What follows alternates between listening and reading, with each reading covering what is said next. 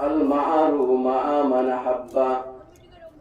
وقال تعالى في شان حبيبي إن الله وملائكته يصلون على النبي يا أيها الذين آمنوا صلوا عليه وسلموا تسليما اللهم صل على محمد وسلم.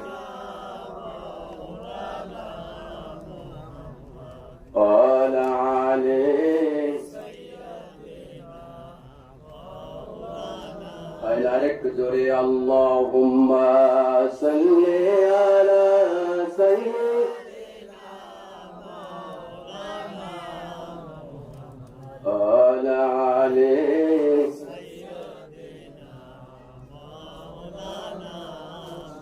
Medina Medina Ashiq মুমিনের ঠিকানা।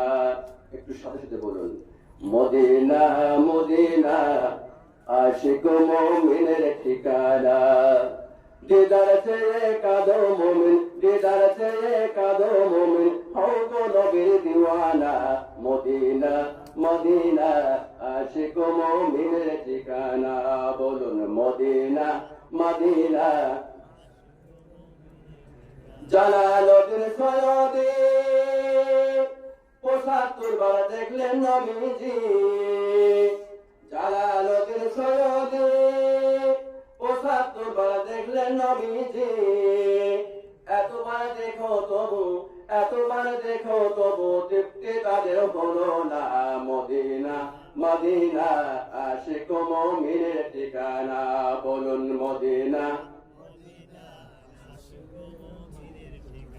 প্রিয় নবীর সাহাবী ওমর ইবনে খাত্তাব তিনি। বলুন আল্লাহু আকবার। প্রিয় নবীর সাহাবী ওমর ইবনে খাত্তাব তিনি। নবীর মাথায় আনতে গিয়া নবীর মাথায় আনতে গিয়া পাইলেন সুখের ঠিকানা। মদিনা মদিনা আশিক মুমিনের ঠিকানা। বলুন মদিনা।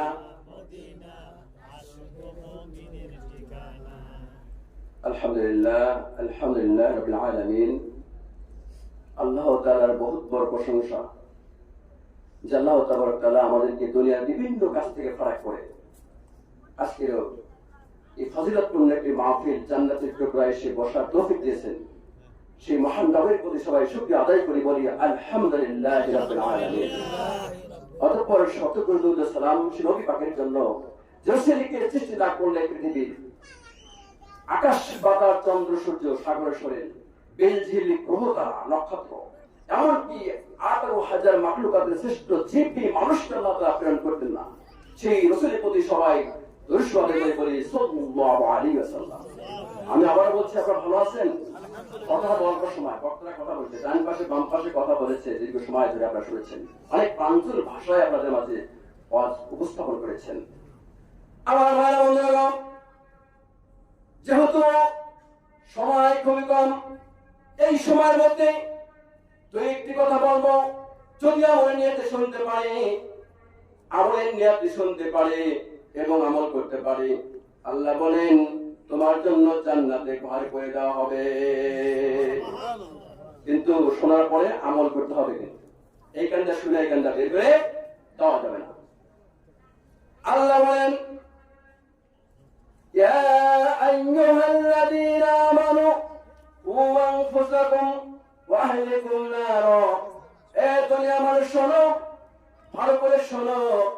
তুমি নিজে আমল করলে চলবে না, তুমি নিজে আমল করবে, পাশাপাশি তোমার আহলদের আমল করার কথা বলবে। বলুন ঠিক কিনা?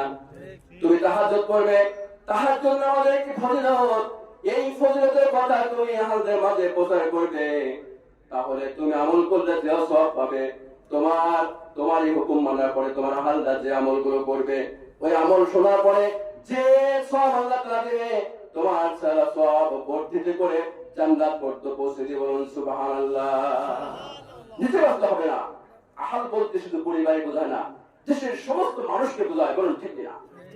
শুধু তাই নয়, আহল বলতে মাথা থেকে পায়ের তলা পর্যন্ত যে আমার অঙ্গ প্রত্যঙ্গ আছে, প্রত্যেকটি অঙ্গই হচ্ছে এক একটি হাল।